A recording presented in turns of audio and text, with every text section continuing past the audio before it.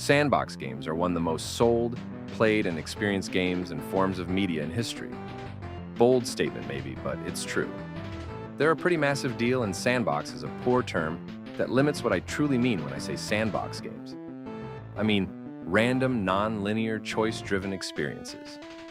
Tetris, for example, it's not a sandbox game necessarily, but it is random and purely choice-driven. Sometimes you have to put a certain piece somewhere, but in Minecraft, to technically beat the game, you have to go to the end and kill the Ender Dragon. Everything up until a few certain choices that kind of dictate the game itself, you are randomly put through circumstances that you decide how to handle. No one likes being told what to do or where to go or how to play a game. No one likes a backseat gamer, and linear games are just that in a sense. You have to play it a certain way the entire time. And that's fine. There's a million great games like that, and I love them. But most of the people that want to just chill and play games don't like having to do things a particular way. You can play Minecraft as a vegan. You can beat Minecraft if you spawn on one single block. There's no way to play it. You don't even have to beat it. I personally don't know a single person who has actually beaten Tetris, because that's not the point. Our tiny monkey brains need stimulation, you understand? We like to stimulate brain. Therefore, we play games, or instruments, watch movies, go hiking. Sandbox games give a lot of freedom in the comfort of your own home. If you are very interested in building log cabins, but you live on the 4th floor of an apartment complex, and you can't go build one yourself, then Minecraft is a very simple solution. Lego Fortnite is a simple solution. Simple as in readily available fixed, not simple outlets. Tons of games like this exist and can help people out a lot. If you really love to play electric guitar, but you live on the 4th floor of an apartment building and you can't be loud, maybe headphones will be a good choice for you. Not everyone needs these solutions or ways to do things, but not everyone has the money to go out and build cabins in the woods. Or even attempt to build cabins in the woods if you may not be able to. Most probably can't, but it's most young men's dreams to build forts in the woods. And that's kind of what I'm getting to with all of this. A harmless way to do the things most people want to do leads to the games being massively popular. Growing up in high school, all of the girls wanted to be interior designers or have horses or whatever it was, obviously. They played The Sims or whatever they did. 'Cause it's a great fix. It's endless too. I've played Minecraft for more time than I've been on this planet than I've existed on Earth without owning Minecraft. And before Minecraft existed as a young child, I was definitely building forts in the woods. Battle Royale games are non-linear, free-for-alls in first-person shooters with endless amounts of ways to play it, and hence why they dominate the shooter market. And for a time, the gaming market was dominated by them. Quite frankly, the original Super Mario Bros. Is great, one of my favorite video games of all time period. But I play Minecraft more often. VHS was revolutionary and an amazing way to watch things for the few years before CD existed. Now people watch Netflix because it's got a lot to pick from. YouTube has everything, that's why everyone everywhere watches it all the time. It's endless. The most popular things and appealing things to us humans are things that let our little monkey brains stimulate with wonder and curiosity over and over and over, always having new questions. That's a very interesting statement, as anything can have infinite questions or deep dives or icebergs. But how many times can you deep dive, let's say, Half-Life 2? It's old and does not get updated, and we know a lot about it with no new updates to ponder on. Minecraft, you can watch a video on a deep dive of just new features announced in the last week and be entertained. There's constantly new Tetris gimmicks to experience. And before I say too many obvious things, I would like to mention that this was a thought I had while playing a sandbox game. Ever just walked through Minecraft on survival and listened to the beautiful soundtrack and did, well, not a single thing on the game? Yeah, me too, but I sure did think and reflect on life a lot. Because that's just another thing sandbox games let you do. They let you just exist, so you can create even new ideas. This video exists because of that one idea I had wandering around, with no real idea of what to do on Minecraft. But here I am, making an entire video. And it's kind of become a genre on YouTube of a very long-form video with very little editing, with a man with a half-decent mic quality, and no other YouTube videos using it as therapy. And you know what? It is all positive and maybe not Notch's intent, but it just goes to show that sandboxes can make anything happen. I'm not actually that corny to end a video like that. I think that's horrendous. Anyways, without further ramble, the greatest sandbox games in history, in my opinion, which is the correct opinion, so don't click off the video. At the heart of sandbox games is the concept of freedom. These games empower you to make your own decisions about how you want to experience the world. Unlike linear games that present a clear series of objectives, sandbox games often provide minimal direction, allowing you to carve out your own goals and decide how you want to achieve them.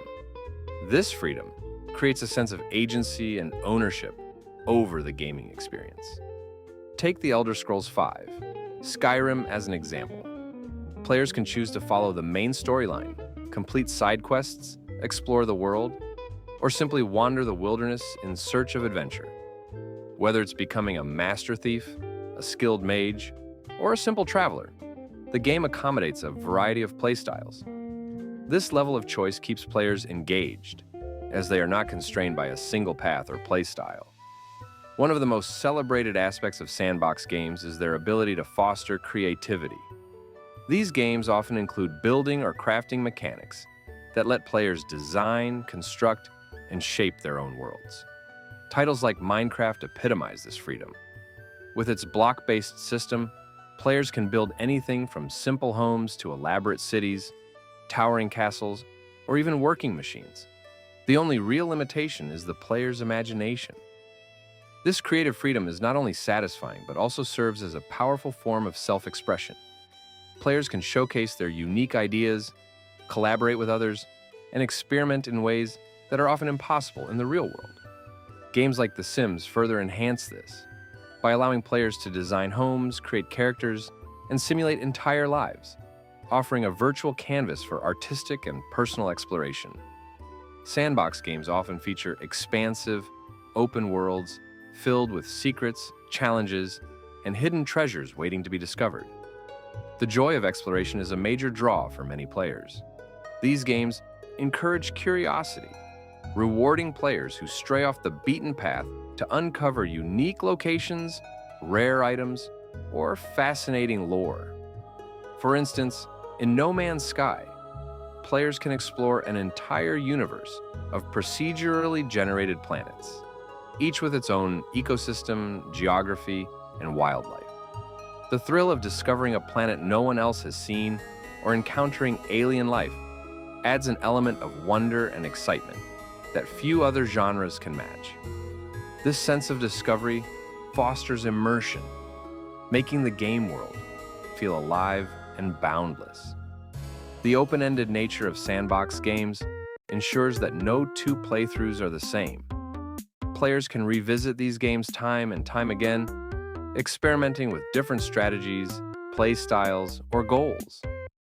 This high replay value is a major factor in their enduring popularity. Take Terraria as an example. The game combines crafting, exploration, and combat in a 2D world. With each new playthrough, players can choose different character builds, tackle unique challenges, and explore different areas of the world. This variability keeps the gameplay fresh, ensuring players remain engaged over the long term. Sandbox games are unique in that they often lack a fixed endpoint. Instead, they allow players to set their own goals and define their own success. Whether it's building a sprawling metropolis in cities, skylines, surviving harsh conditions in Rust, or simply enjoying a peaceful life of farming in Stardew Valley, players have the freedom to decide what matters most to them. This emphasis on player agency is particularly appealing because it aligns with the intrinsic motivations of players. Rather than feeling obligated to complete specific tasks, players can pursue activities that resonate with them personally, creating a more meaningful and enjoyable experience. The best sandbox games feature worlds that feel alive and reactive. Dynamic systems such as weather, wildlife, and AI behavior contribute to a sense of immersion that draws players into the game. Games like Red Dead Redemption 2 excel in this regard, with vibrant ecosystems, detailed environments, and NPCs that react to player actions. This immersion makes players feel like they are truly part of the game world. The ability to interact with these systems in meaningful ways, whether by hunting, trading, or simply observing, further enhances the sense of realism and engagement. Minecraft developed by Notch and fellow cube lovers in early forums. Few have had as significant an impact on the gaming world as Minecraft. With its blocky, pixelated aesthetic, the game lets players explore procedurally generated worlds, gather resources, and build anything they can imagine. From constructing modest homes to recreating entire cities, the possibilities in Minecraft are endless. Its survival mode challenges players to gather food, battle monsters, and craft tools, while its creative mode offers limitless materials and no threats.